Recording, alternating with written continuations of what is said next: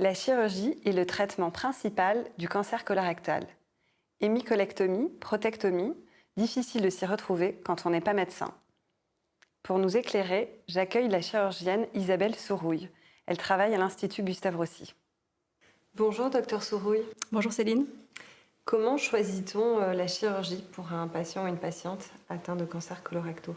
Il faut distinguer deux situations qui sont bien différentes. C'est le cancer du côlon d'une part et le cancer du rectum d'autre part. Pour le cancer du côlon, la chirurgie, c'est vraiment le traitement de référence. Donc, quand c'est un cancer du côlon qu'on appelle localisé, c'est-à-dire quand il n'y a pas de lésion métastatique, c'est vraiment le traitement qu'on fait d'emblée. Et ça peut même être le seul traitement. Il n'y a pas forcément de chimiothérapie derrière, donc ça peut être le seul traitement. Par contre, pour le cancer du rectum, là, c'est un peu différent puisque ces dernières années, les traitements ont beaucoup évolué, notamment au niveau de la chimiothérapie et de la radiothérapie. Et donc, il y a un certain nombre de patients chez qui on ne va pas jusqu'à la chirurgie, où on fait ce qu'on appelle un traitement conservateur du rectum, où on va faire simplement donc, des traitements médicaux, chimiothérapie, radiothérapie, et où la tumeur va disparaître avec ces traitements, et on ne va pas faire de chirurgie, sauf éventuellement ce qu'on appelle une exérèse de la cicatrice. Donc, on va, par les voies naturelles, retirer juste la cicatrice qui reste, l'analyser pour voir si vraiment ça a disparu ou s'il reste des cellules, mais on peut s'arrêter là et ne pas faire de chirurgie à proprement parler. Et donc ça arrive malgré tout de temps en temps pour le rectum ou plus du tout ? Ça arrive quand même pour le rectum. Il y a des patients à qui on ne peut pas proposer ce type de stratégie parce que la tumeur est trop grosse, par exemple. Donc on sait que même si on fait des traitements avant, ça ne va pas disparaître et donc on va finalement être obligé de faire la chirurgie radicale à la fin de ce traitement.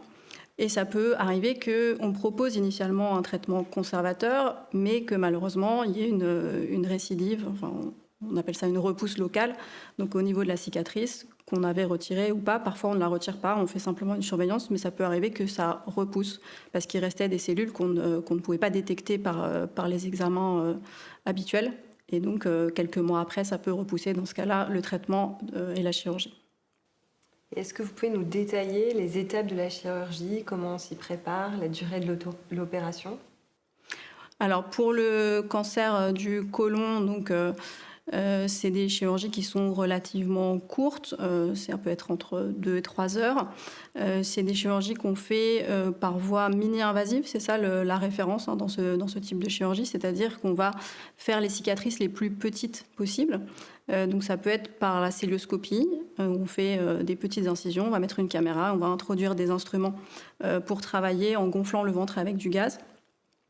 Et ça peut être aussi donc une célioscopie, mais avec une chirurgie assistée d'un robot qui nous permet de faire des choses qui sont un peu plus précises, et avec un confort qui est un peu plus grand pour le chirurgien aussi.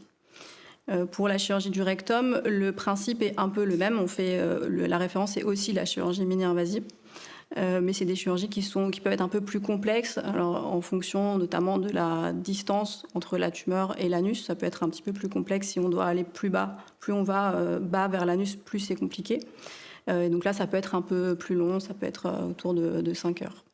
Et justement, comment faites-vous pour accéder à ces zones complexes ? Alors, on y accède donc par l'abdomen, donc c'est-à-dire qu'en fait, on voit le côlon et on voit le rectum de l'extérieur, entre guillemets, c'est-à-dire qu'on n'est pas dans la lumière du côlon ou du rectum comme avec une coloscopie, où là, on voit directement la tumeur qui se développe à l'intérieur du tube. Nous, on le voit par l'extérieur, et donc on va avec notre caméra, on sait avant de commencer l'intervention où se situe la tumeur, et donc on va aller regarder à cet endroit-là pour pouvoir faire notre opération. Parfois, on ne la voit pas, la tumeur. Si elle est toute petite, comme elle est à l'intérieur, on peut ne pas la voir depuis l'extérieur du tube digestif. Est-ce que la stomie est une conséquence systématique de l'opération ? C'est pas du tout systématique. Alors, dans la chirurgie du côlon, on ne fait jamais de stomie d'emblée. Par contre, dans la chirurgie du rectum, ça peut arriver qu'on en fasse, même si on essaye de plus en plus de limiter les indications. Donc, ce qu'on sait, c'est que plus on va faire une couture qui va être bas encore, donc plus on va vers l'anus, plus le risque de complications, c'est-à-dire notamment de fistule, ce qu'on appelle une fistule anastomotique. Donc, en fait, on fait une couture en fait, entre les parties du tube digestif qui restent. Et donc, la fistule, c'est quand il y a un petit trou qui se forme par un défaut de cicatrisation. Et donc là, ça peut faire des abcès ou des choses comme ça. Et donc, plus on va faire une couture qui est proche de l'anus, plus ce risque augmente. Et donc, c'est pour ça qu'avant, on faisait systématiquement, dès qu'on faisait une chirurgie qui était bas vers l'anus, une stomie qu'on appelle de protection, c'est-à-dire qu'on fait quand même la couture, mais on va faire une stomie sur l'intestin grêle, généralement, donc avant d'arriver à la couture pour la protéger. Donc les selles ne passent pas par là pendant quelques semaines, ce qui fait que le risque de fistule diminue et surtout les conséquences, si jamais il y a une fistule, diminuent. Ça, on le fait encore parfois, hein, mais on essaye de plus en plus de diminuer. Il y a même des études qui s'intéressent à cette question spécifiquement pour essayer de diminuer les indications et de s'en passer chez le plus de patients possible. Après, c'est possible aussi, dans une chirurgie du côlon ou du rectum, si on n'a pas fait de stomie d'emblée, de finalement devoir en faire une pour une question de complications post-opératoires. Comme je vous disais, s'il y a une fistule qui survient, ça peut aussi survenir dans la chirurgie du côlon de la même façon. On peut être obligé de réopérer et de faire une stomie à ce moment-là, qui souvent est provisoire, c'est-à-dire qu'on la ferme quelques semaines plus tard. Est-ce que vous pouvez nous expliquer ce que c'est que la proctectomie ? Alors la proctectomie, c'est l'ablation du rectum en fait. Donc on dit colectomie quand on enlève une partie du côlon et on dit proctectomie quand on enlève une partie du rectum. Et donc là, on va faire la couture entre le côlon et puis donc soit le rectum s'il reste un petit morceau de rectum, soit sur l'anus si on enlève tout le rectum, proctectomie totale. Et du coup, dans ces cas-là, il faut une stomie ? Quand on fait une couture sur l'anus, jusqu'ici, on faisait systématiquement des stomies. Ça se fait encore dans la grande majorité des cas, mais c'est vrai qu'on commence à se poser la question et dans certains cas, on peut envisager de ne pas en faire. Mais ça reste quand même, dans la très grande majorité des cas, pour le moment, une indication de faire une stomie de protection. Pouvez-vous nous expliquer ce qui se passe pour un patient ou une patiente juste après son réveil ? Alors juste après son réveil, il va donc être en salle de réveil où les anesthésistes vont s'occuper de lui juste après l'intervention, avant qu'il aille dans le service de chirurgie. Au réveil, on peut s'attendre à avoir quelques douleurs post-opératoires, quelques nausées, des choses comme ça. Alors, tout est vraiment très protocolisé pour la prise en charge de ces symptômes. On fait vraiment tout pour que les patients aient le moins mal possible et souffrent le moins possible. Les douleurs, elles peuvent être un peu plus importantes si jamais on n'a pas pu faire la chirurgie par voie mini-invasive comme c'était prévu, ou alors si c'était prévu d'emblée par une voie ouverte si jamais il y avait des contre-indications à la voie mini-invasive. Mais dans ces cas-là, voilà, on le prévoit et tout est pris en charge de façon la plus optimale possible. Et après, pendant les jours qui suivent, donc il y a une surveillance. Donc généralement, c'est des hospitalisations qui sont assez courtes. Donc c'est un petit peu plus long pour la chirurgie du rectum, parce que surtout si jamais il y a une stomie, il y a toute une éducation pour que le patient puisse sortir dans les meilleures conditions possibles. Mais pour une chirurgie du côlon standard, c'est 3 jours d'hospitalisation. Mais on va surveiller, donc si le patient n'a pas des douleurs qui sont plus importantes que prévues, s'il n'a pas de fièvre, s'il y a une reprise du transit qui se fait correctement. On va surveiller aussi sur des prises de sang, voir s'il n'y a pas de signe d'inflammation. Donc tout ça pour détecter une éventuelle complication le plus précocement possible et puis pouvoir faire ce qu'il faut dans les temps. Et finalement, la reprise de la vie active, elle peut être faite combien de temps après l'opération ? Généralement, on fait un arrêt de travail d'1 mois en post-opératoire. C'est vrai que la voie mini-invasive, ça facilite grandement la récupération. Donc souvent, les gens peuvent retourner au travail assez rapidement. Après, l'exercice physique, faut y aller progressivement. Mais voilà, c'est à peu près ce type de délai. Quels sont les autres effets secondaires de la chirurgie ? Alors, il y a un effet secondaire principal pour la chirurgie du rectum.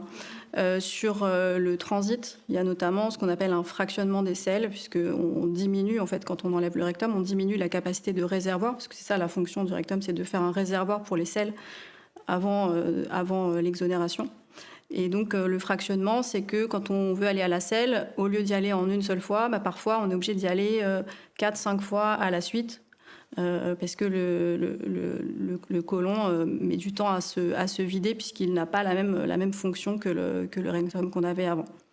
Il peut y avoir ce qu'on appelle aussi des impériosités, donc toujours dans les troubles du transit. C'est-à-dire que quand on a envie d'aller aux toilettes, il faut y aller tout de suite, il faut se dépêcher. Et ça, c'est quelque chose qui parfois gêne beaucoup les patients. Parce que c'est vrai qu'il y a des patients qui sont obligés, quand ils arrivent dans un lieu public, de repérer où sont les toilettes, etc. Donc ça, c'est des choses qui peuvent être gênantes et avec lesquelles il faut apprendre à vivre parfois. Docteur Sourouille, que diriez-vous à un patient ou une patiente qui s'apprête à vivre une chirurgie colorectale ? Alors je dirais qu'il faut essayer d'aborder ça le plus sereinement possible, même si les appréhensions sont bien évidemment légitimes. Ce qu'il faut se mettre dans la tête, c'est que c'est des chirurgies qui sont parfaitement réglées, qui sont très très systématisées. Donc les chirurgiens qui sont formés à ce type de chirurgie maîtrisent totalement ce type d'intervention. Et puis enfin, je dirais qu'il ne faut surtout pas hésiter à poser des questions aux chirurgiens qu'on a rencontrés, parce que c'est vrai que souvent la consultation préopératoire, il n'y en a qu'une. Et moi, je me rends compte moi-même qu'on donne énormément d'informations, que ce soit sur le préopératoire, le déroulé de l'intervention, ce qui se passe après, éventuellement des traitements complémentaires.